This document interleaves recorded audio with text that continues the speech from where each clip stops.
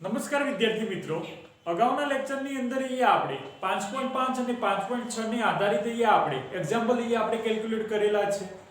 Next આપણને જે આપેલું છે 5.7 અને 5.8 જે 30% સિલેબસની અંદર આપણને કટ ઓફ કરેલું છે.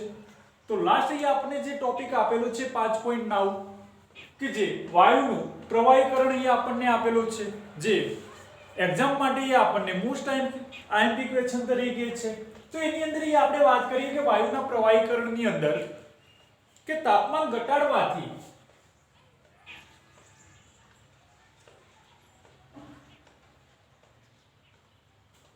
અને દબાણ વધારવાથી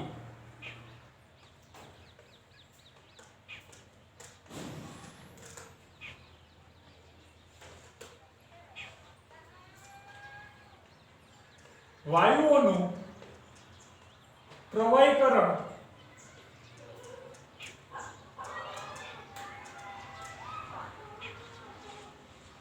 રૂપાંતર કરી શકાય છે. તો વિદ્યાર્થી મિત્રો આપણે વાત કરીએ કે વાયુના પ્રવાહીકરણની અંદર આપણે વાત કરીએ છીએ કે જો તાપમાનની અંદર ઘટાડો કરવામાં આવે અથવા તો જો દબાણ વધારવામાં આવે તો વાયુનું સહેલાઈથી આપણે પ્રવાહીમાં રૂપાંતર કરી શકીએ છીએ. આ માટે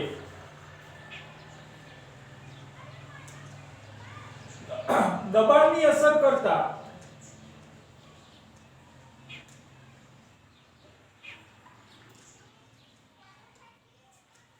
તાપમાનની અસર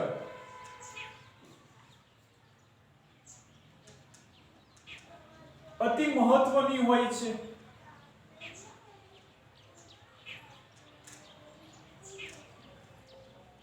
કારણ કે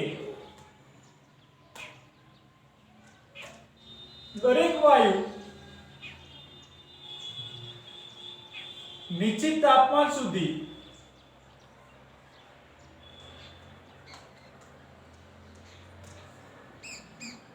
ઠંડુ થાય પછી જ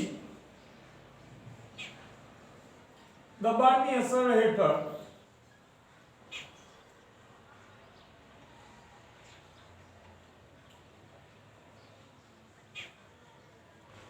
પ્રવાહીમાં રૂપાંતર થાય છે. પરંતુ ઊંચા તાપમાને ગમે તેટલું દબાણ આપવા છતાં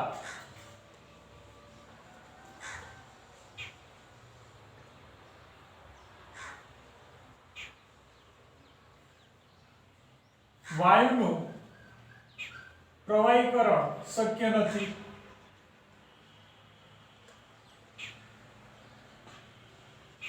કે વિદ્યાર્થી મિત્રો આપણે વાત કરીએ કે વાયુના પ્રવાહીકરણની અંદર આપણને વાત કરી છે કે જો તાપમાનની અંદર ઘટાડવામાં આવે અથવા તો જો દબાણ વધારવામાં આવે તો વાયુનું સહેલાઈથી આપણે પ્રવાહીની અંદર રૂપાંતર કરી શકીએ છીએ. આ માટે અહીંયા દબાણની અસર કરતા તાપમાનની જે અસર જે છે એ અતિ મહત્વની હોય છે. કારણ કે દરેક વાયુ જે છે એ નિશ્ચિત તાપમાન સુધી ઠંડુ થાય છે, ત્યારબાદ જ એનું પ્રવાહીની અંદર રૂપાંતર થાય છે. પરંતુ જો ઊંચા તાપમાને એની અંદર ગમે તેટલું દબાણ આપવા છતાં પણ એનું સહેલાઈથી આપણે પ્રવાહીની અંદર રૂપાંતર કરી શકતા હોતા નથી. આમ જુદા જુદા વાયુનું તાપમાન જુદું જુદું હોય છે. તો એ આપણે ડેફિનેશન આપણે લખીએ છીએ કે જે અધિકતમ તાપમાને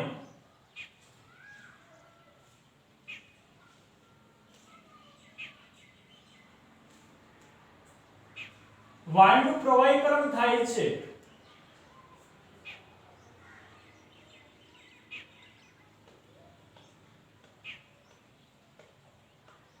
તે તાપમાનને તે વાયુનું ક્રાંતિક તાપમાન કહે છે.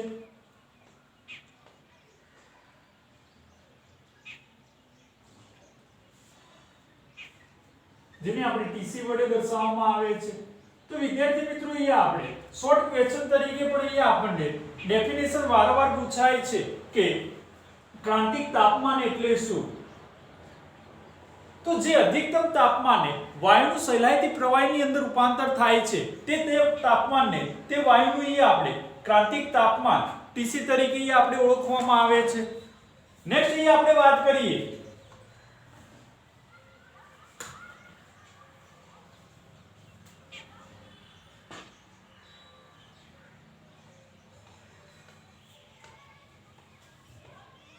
કે ક્રાંતિક તાપમાન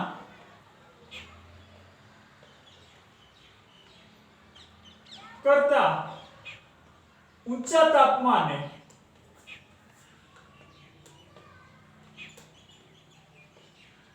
ગમે તેટલું દબાણ આપવા છતાં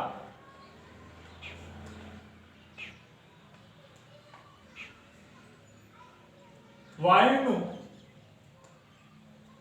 પ્રવાહીકરણ થતું નથી, પરંતુ નીચા તાપમાને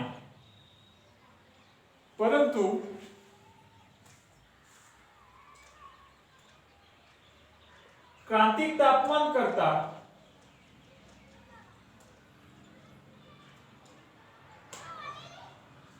નીચા તાપમાને દબાણની અસર હેઠળ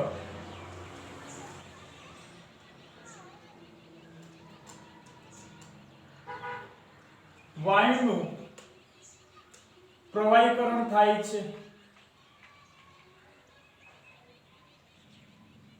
કે વિદ્યાર્થી મિત્રો અહીંયા આપણને મોસ્ટ આઈએમપી અહીંયા આપણને એક એમસીક્યુઝ તરીકે અહીંયા આપણને આપેલું છે ક્વેશ્ચન કે અહીંયા આપણે વાત કરીએ કે ક્રાંતિક તાપમાન કરતા જો ઊંચા તાપમાને ગમે તેટલું દબાણ આપવા છતાં પણ વાયુનું પ્રવાહીકરણ શક્ય હોતું નથી, પરંતુ ક્રાંતિક તાપમાન કરતા નીચા તાપમાને દબાણની અસર હેઠળ સહેલાઈથી વાયુનું પ્રવાહીકરણ થાય છે. એટલે કે આપણે લખી શકીએ કે જો ગ્રેટર ધેન Tc હોય, Tc એટલે કે ક્રાંતિક તાપમાન, તો ગ્રેટર ધેન જો Tc હોય છે એટલે કે ક્રાંતિક તાપમાન કરતા વધુ તાપમાન હોય તો વાયુનું પ્રવાહીકરણ જે છે એ શક્ય હોતું નથી, પરંતુ લેસ ધેન Tc હોય તો વાયુનું પ્રવાહીકરણ શક્ય હોય છે. આટલું એમસીક્યુઝ માટે આપણે યાદ રાખવું છે ગ્રેટર ધેન અને લેસ ધેન. જો લેસ ધેન એટલે કે ક્રાંતિક તાપમાન કરતા ઓછું તાપમાન એટલે કે નીચું તાપમાન હોય તો આપણે વાયુનું પ્રવાહીકરણ આપણે સહેલાઈથી આપણે કરી શકીએ છીએ. તો નેક્સ્ટ આપણે વાત કરીએ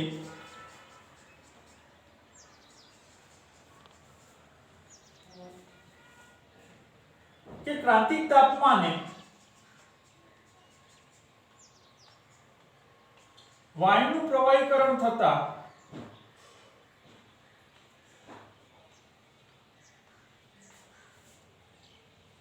કરવા જે દબાણ આપવું પડે છે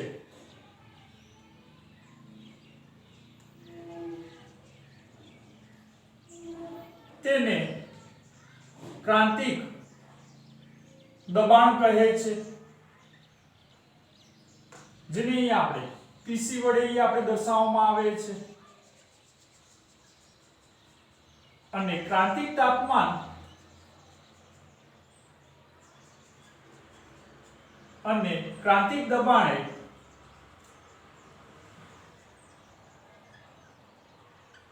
એક મોલ વાયુ જે કદ રોકે છે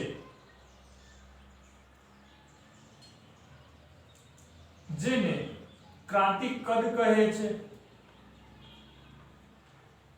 કે જેને આપણે Vc વડે દર્શાવવામાં આવે છે. આ બંને અવસ્થાને ક્રાંતિક અવસ્થા કહે છે.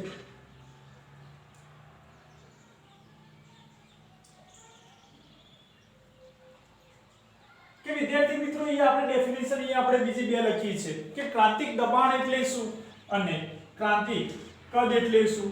તો ક્રાંતિક તાપમાને વાયુનું પ્રવાહીકરણ કરવા માટે જે દબાણ આપવું પડે છે તે દબાણને અહીંયા આપણે ક્રાંતિક દબાણ Pc તરીકે ઓળખવામાં આવે છે અને ક્રાંતિક કદ માટે આપણે ડેફિનેશન લખી છે કે ક્રાંતિક તાપમાન અને ક્રાંતિક દબાણે 1 મોલ વાયુ જે કદ રોકે છે તેને અહીંયા આપણે ક્રાંતિક કદ Vc તરીકે ઓળખવામાં આવે છે આ બંને જે અવસ્થાઓ જે છે પરિસ્થિતિ જેને અહીંયા આપણે ક્રાંતિક અવસ્થા તરીકે આપણે ઓળખવામાં આવે છે તો વિદ્યાર્થી મિત્રો આ જે પોઈન્ટ અહીંયા આપણને આપેલા છે જે મોસ્ટ આઈએમપી જે છે એમસીક્યુઝ તરીકે પણ વારંવાર પૂછાય છે નેક્સ્ટ અહીંયા આપણે વાત કરીએ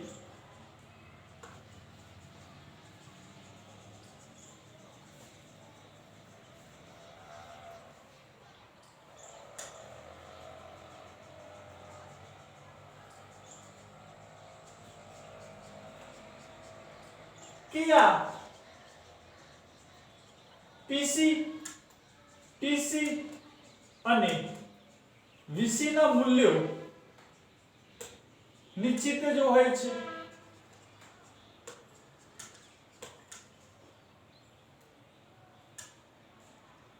જેને ક્રાંતિક અચળાંક કહે છે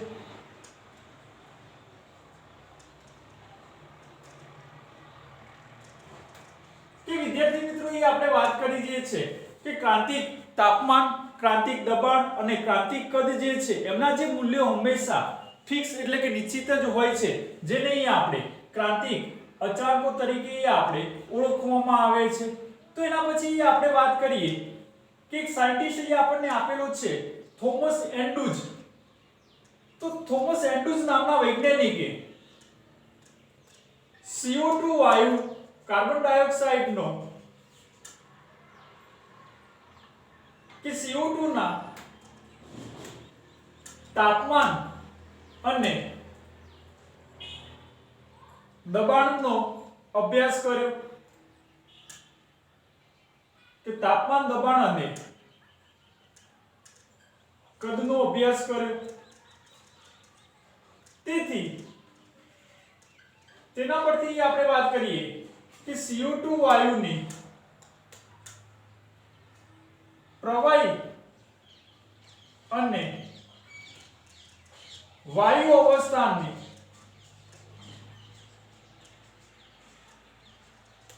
પ્રાયોગિક મૂલ્યો પરથી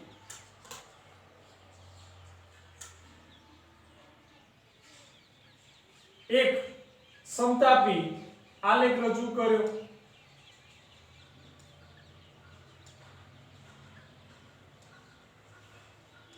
જે આપણે અહીંયા આપણે ડ્રો કરેલો છે તો વિદ્યાર્થી મિત્રો અહીંયા આપણે વાત કરીએ કે થોમસ એન્ડ્રુજ નામના વૈજ્ઞાનિકે કાર્બન ડાયોક્સાઇડ વાયુ માટે દબાણ કદ અને તાપમાનના સંબંધોનો અહીંયા આપણે અભ્યાસ કર્યો છે અને એની ઉપરથી આપણે CO2 વાયુ માટે વાયુ અને પ્રવાહી અવસ્થાના પ્રાયોગિક મૂલ્યોનો અભ્યાસ કરીને અહીંયા આપણને એક સમતાપી આપણને આલેખ રજૂ કર્યો છે તો અહીંયા આપણે વાત કરીએ હવે આલેખની અંદર કે આલેખની અંદર જે દર્શાવેલું છે અહીં આપણે સમજવું છે હવે વિદ્યાર્થી મિત્રો આલેખ ઉપરથી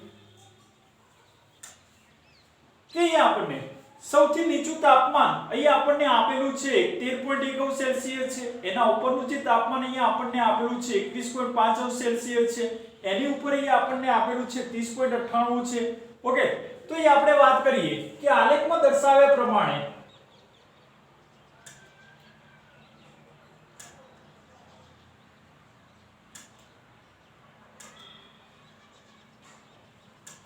નીચા તાપમાને એટલે કે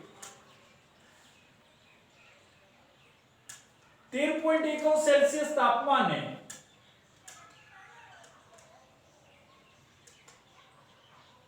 અને નીચા દબાણે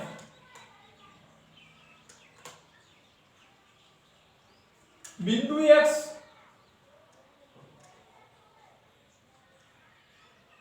આગળ CO2 વાયુ સ્વરૂપે હોય છે કે વિદ્યાર્થી મિત્રો અહીં આપણે વાત કરીએ કે આલેખની અંદર અહીં આપણને દબાણ વર્સિસ કદનો અહીં આપણને આલેખ આપેલો છે તો નીચા તાપમાને એટલે કે 13.1 સેલ્સિયસ તાપમાને અને નીચા દબાણે બિંદુ X આગળ CO2 જે છે એ વાયુ સ્વરૂપે હોય છે. હવે જો દબાણ વધારવામાં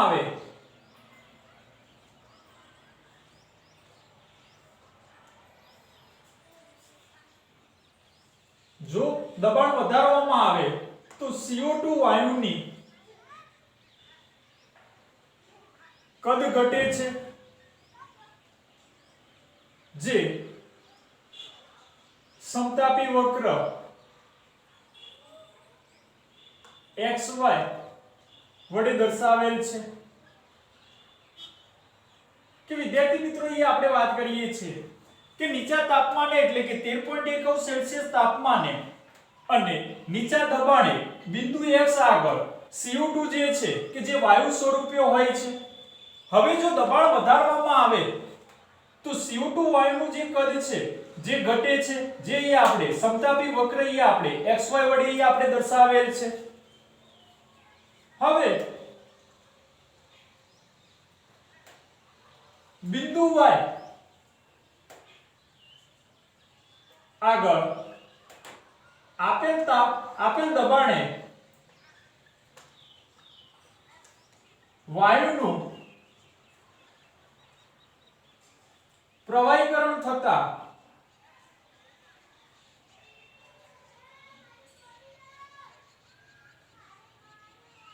અંતે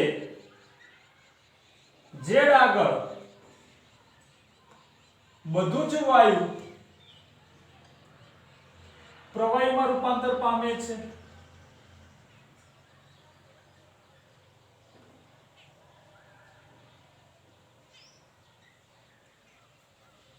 કે વિદ્યાર્થી મિત્રો એ આપણે વાત કરીએ કે એ આપણને જે દબાણ વધારવામાં આવે છે તો CO2 વાયુનું કદ જે ઘટે છે, જે આપણે XY વડે આપણે દર્શાવેલું છે. હવે એ આપણે વાત કરી છે કે બિંદુ Y પર આપેલા દબાણે વાયુનું પ્રવાહીકરણ થતા છેવટે Z બિંદુ આગળ બધું જ વાયુ જે છે એ પ્રવાહીમાં રૂપાંતર પામે છે. ઓકે, એટલે કે આ દરમિયાન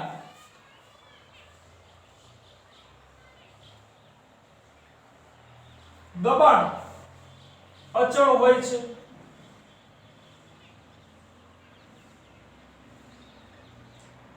કે જ્યારે Y થી જ્યારે Z બિંદુ આગળ આવે છે ત્યારે CO2 વાયુ જે છે એ પ્રવાહીની અંદર રૂપાંતર પામે છે. એ દરમિયાન દબાણ જે છે એ કોન્સ્ટન્ટ એટલે કે અચળ રાખવામાં આવે છે, એટલે કે અચળ હોય છે.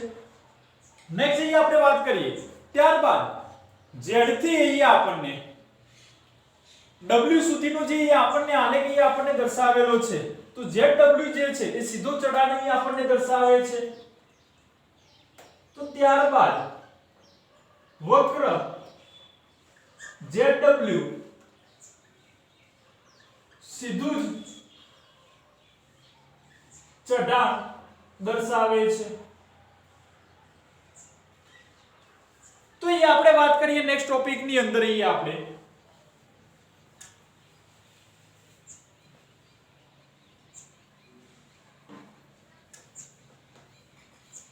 કે આપણે વિદ્યાર્થી મિત્રો વાત કરી છે કે બિંદુ XY જે છે કે જેની અંદર દબાણની અંદર ઘટાડો થાય છે, ત્યારબાદ જે બિંદુ Y પર આપેલા દબાણે વાયુનું પ્રવાહીકરણ થતા Z બિંદુ આગળ બધો જ વાયુ પ્રવાહીમાં રૂપાંતર પામે છે અને ત્યારબાદ ZW જે છે એ આપણને એક સીધું ચઢાણ દર્શાવે છે. તો એ આપણે કે જે ZW જે છે કે જે વિદ્યાર્થી મિત્રો એ આપણને જે સીધું દબાણ અહીં આપણને દર્શાવે છે. તો અહીં આપણે વાત કરીએ કે જ્યારે દબાણની અંદર વધારો કરવામાં આવે ત્યારે પ્રવાહીના કદમાં દબાણની અસર ઓછી થતી જોવા મળે છે.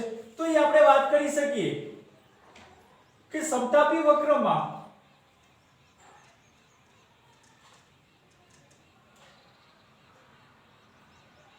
વક્ર XY માત્ર વાયુ સ્વરૂપે હોય છે.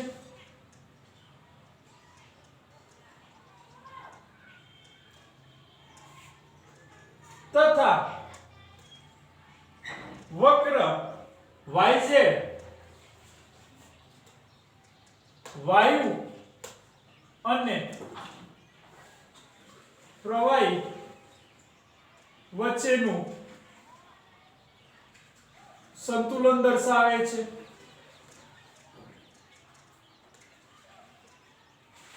જ્યારે ZW માત્ર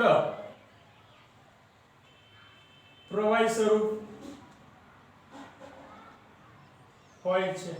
તો વિદ્યાર્થી મિત્રો અહીં આપણે વાત કરીએ કે xy જે આપણને વક્ર અહીં આપણને આપેલો છે જે ફક્ત અહીં આપણને વાયુ સ્વરૂપ જ હોય છે, જ્યારે yz જે છે એ વાયુ અને પ્રવાહી બંને વચ્ચેનું અહીં આપણને સંતુલન અહીં આપણને દર્શાવે છે, અને zw જે છે એ ફક્ત પ્રવાહી સ્વરૂપ અહીં આપણને દર્શાવે છે।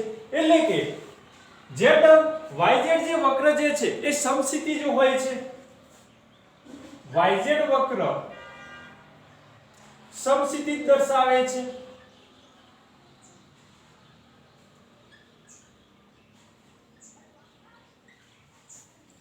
જે દર્શાવે છે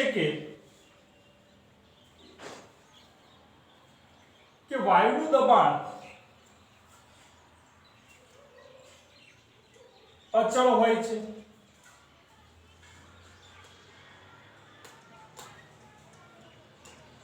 તેને વાયુનું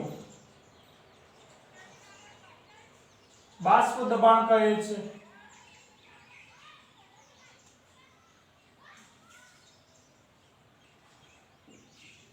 તો નેક્સ્ટ પોઈન્ટ અહીં આપણે વાત કરીએ હવે કે હવે 21.5 અંશ સેલ્સિયસ તાપમાને પ્રાયોગિક અવલોકનથી પ્રાપ્ત થતો જે સમતાપી વક્ર જે છે એ 13.1 અંશ સેલ્સિયસ તાપમાને મળતા વક્ર જેવો જ હોય છે, એટલે કે સેમ વે જ હોય છે। તો હવે 21.5 અંશ સેલ્સિયસ તાપમાને પ્રાયોગિક અવલોકનથી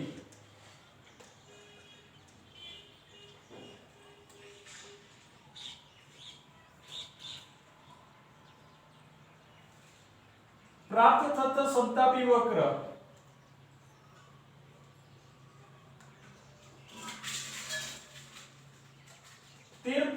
સેલ્સિયસ તાપમાને પ્રાપ્ત થતા સમતાપી વક્ર જેવો જ છે। કે વિદ્યાર્થી મિત્રો અહીં આપણે વાત કરી કે 21.5 અંશ સેલ્સિયસ તાપમાને પ્રાપ્ત થતા એટલે કે પ્રાયોગિક અવલોકનથી પ્રાપ્ત થતો જે સમતાપી વક્ર જે છે એ 13.1 અંશ સેલ્સિયસ તાપમાને પ્રાપ્ત થતા પ્રાયોગિક અવલોકન જેવો જ છે।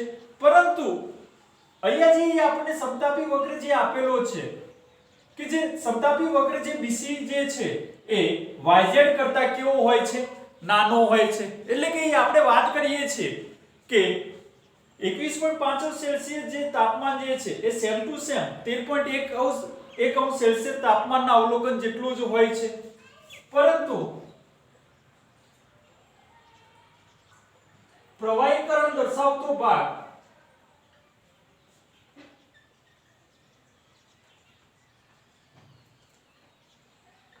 BC એ YZ કરતા નાનો હોય છે। કે આપણે વિદ્યાર્થી મિત્રો વાત કરી કે 21.5 અંશ સેલ્સિયસ તાપમાન અને 13.1 અંશ સેલ્સિયસ તાપમાન બંનેના પ્રાયોગિક મૂલ્યો જે છે અવલોકનો એ સમાન હોય છે, પરંતુ પ્રવાહીકરણ દર્શાવતો જે ભાગ જે છે BC એ YZ કરતા નાનો હોય છે। તો નેક્સ્ટ અહીં આપણે વાત કરી શકીએ છીએ કે હવે જેમ જેમ તાપમાન વધારવામાં આવે છે તો તાપમાન વધતા આ પ્રવાહીકરણ દર્શાવતો જે સમસ્થિતિજ ભાગ છે એ શું થાય છે, નાનો થતો જાય છે, અને છેવટે 30.98 અંશ સેલ્સિયસ તાપમાને બિંદુ T જેટલો બની જાય છે। તો નેક્સ્ટ ટોપિક અહીં આપણે લખીએ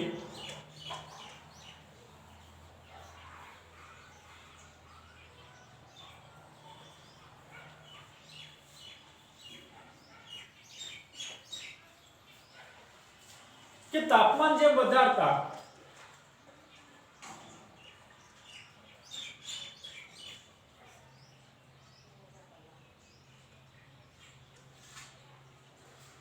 પ્રવાહીકરણ દર્શાવતો સમક્ષિતિજ ભાગ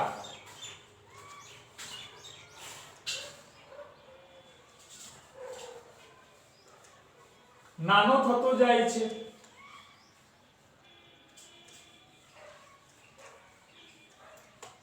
અને 30.98 સેલ્સિયસ તાપમાને તે માત્ર બિંદુ E બની જાય છે। કે વિદ્યાર્થી મિત્રો એ આપણે વાત કરીએ પ્રમાણે કે જેમ જેમ તાપમાનની અંદર વધારો કરવામાં આવે છે તેમ તેમ પ્રવાહીકરણ દર્શાવતો જે ભાગ છે એ નાનો થતો જાય છે અને 30.98 સેલ્સિયસ તાપમાને જેને આપણે ક્રાંતિક તાપમાન તરીકે આપણે ઓળખીએ છીએ તો 30.98 સેલ્સિયસ તાપમાને તે માત્ર બિંદુ E જેટલો બની જાય છે। તો હવે અહીં આપણે વાત કરીએ કે તેનાથી ઊંચું તાપમાન અહીં આપણે વાત કરીએ એટલે કે 31.1 સેલ્સિયસ તાપમાને 30.98 થી આપણને જે ઉપરનું જે તાપમાન અહીંયા આપણને આપેલું છે વિદ્યાર્થી મિત્રો કે 31.1 સેલ્સિયસ તાપમાને પ્રાપ્ત થતા સમતાપી વક્રમાં આ ભાગ જોવા મળતો હોતો નથી। તો એ આપણે લખી શકીએ કે હવે ઊંચા તાપમાન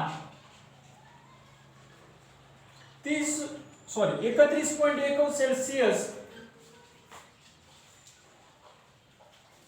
તાપમાનના સમક્ષિતિજ ભાગમાં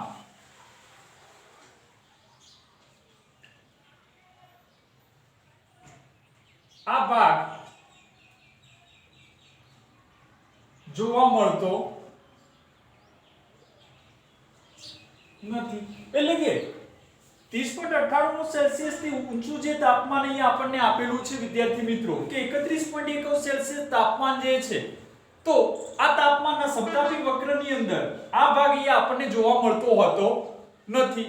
તેથી અહીંયા આ તાપમાને CO2 વાયુનું પ્રવાહીકરણ શક્ય હોતું નથી। તો એ આપણે લખી શકીએ તેથી આ તાપમાને CO2 વાયુનું પ્રવાહીકરણ શક્ય નથી। પરંતુ 30.98 સેલ્સિયસ થી ઊંચા તાપમાને CO2 વાયુનું પ્રવાહીકરણ શક્ય હોતું નથી પરંતુ 30.98 સેલ્સિયસ થી નીચા તાપમાને દબાણની અસર હેઠળ CO2 વાયુનું અહીં આપણે સહેલાઈથી પ્રવાહીની અંદર આપણે રૂપાંતર કરી શકીએ છીએ વિદ્યાર્થી મિત્રો એટલે કે 30.98 સેલ્સિયસ તાપમાન જે છે કે જેને અહીં આપણે ક્રાંતિક તાપમાન તરીકે આપણે ઓળખી શકીએ છીએ। તો અહીં આપણે નેક્સ્ટ આપણે વાત કરી શકીએ કે 30.98 સેલ્સિયસ તાપમાને આ ભાગ માત્ર એક બિંદુ દર્શાવે છે એટલે કે બિંદુ E જે દર્શાવે છે જેને અહીં આપણે ક્રાંતિક તાપમાન તરીકે ઓળખીએ છીએ કે જ્યાં વાયુનું પ્રવાહીકરણ થાય છે। તો હવે 30.98 સેલ્સિયસ તાપમાન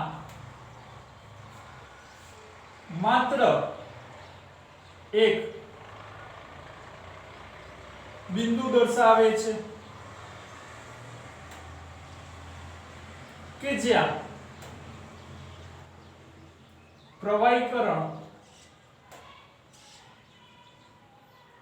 શક્ય છે કે જેને ક્રાંતિક તાપમાન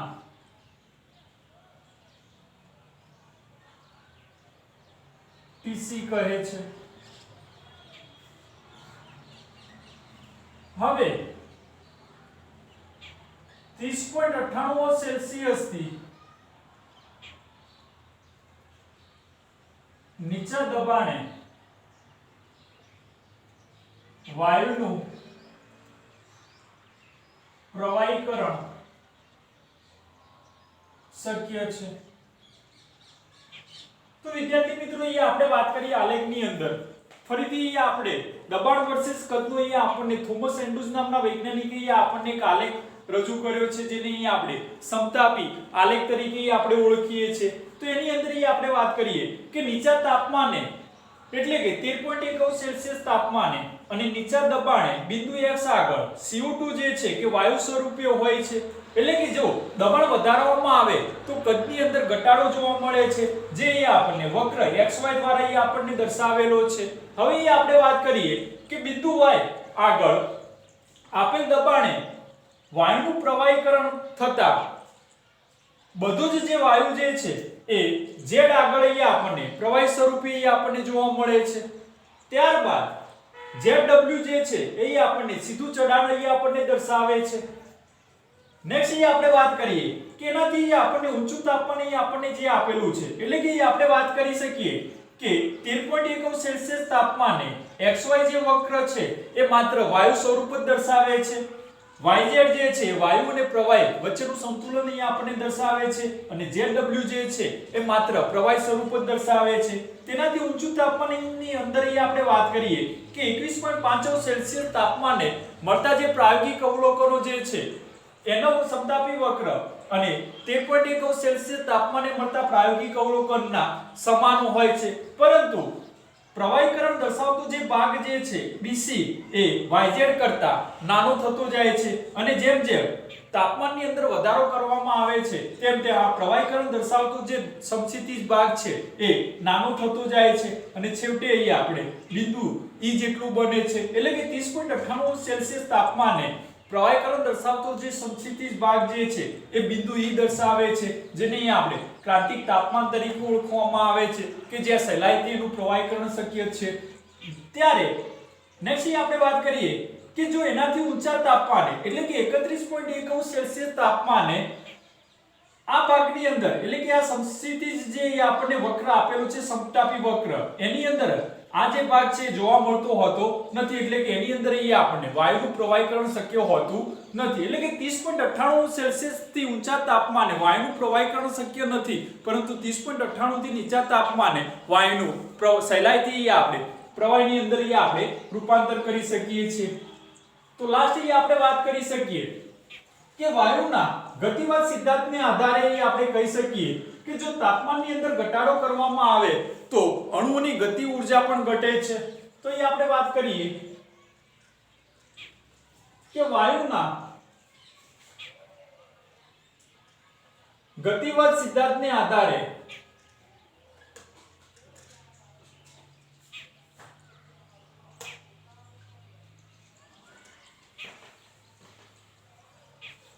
તાપમાન ઘટાડવાથી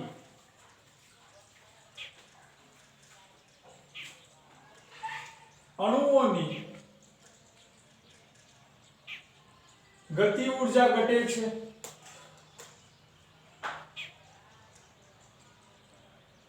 કે આપણે વાત કરીએ છીએ કે જો તાપમાનની અંદર ઘટાડો કરવામાં આવે તો અણુઓની ગતિ ઊર્જા જે છે એ ઘટે છે. પરિણામે ધીમી ગતિથી એટલે કે ગતિની અંદર ઘટાડો થાય છે તો ધીમી ગતિથી અણુઓ એકબીજાની નજીક આવે છે, કે પરિણામે ધીમી ગતિથી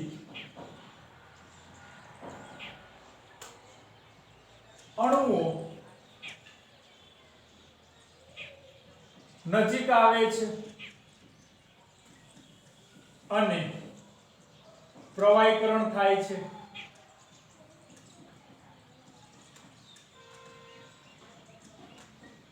જ્યારે દબાણ વધારવાથી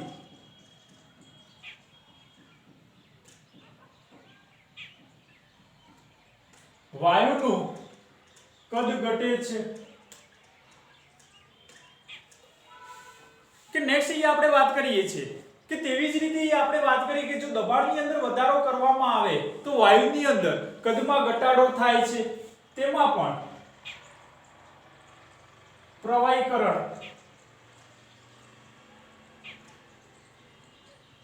થાય છે.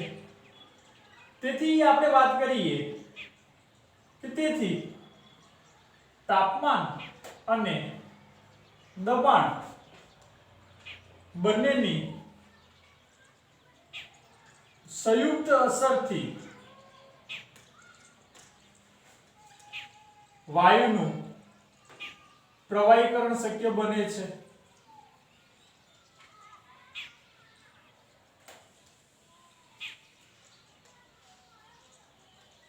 એટલે કે તાપમાનની અંદર ઘટાડો કરવાથી અને દબાણની અંદર વધારો કરવાથી અહીંયા આપણે વાયુનું અહીંયા આપણે પ્રવાહીકરણ અહીંયા આપણે કરી શકીએ છીએ. તો વિદ્યાર્થી મિત્રો અહીંયા આપણને નીચે અહીંયા આપણને બુકની અંદર લાસ્ટની અંદર અહીંયા આપણને કાંતરિક અચળાંક માટેને અહીંયા આપણને એક ટેબલ અહીંયા આપણને રજૂ કરેલું છે. તો જુદા જુદા વાયુઓ માટે અહીંયા આપણને કાંતિક અહીંયા આપણને અચળાંકો અહીંયા આપણને ટીસી અહીંયા આપણને વેલ્યુ અહીંયા આપણને આપેલી છે.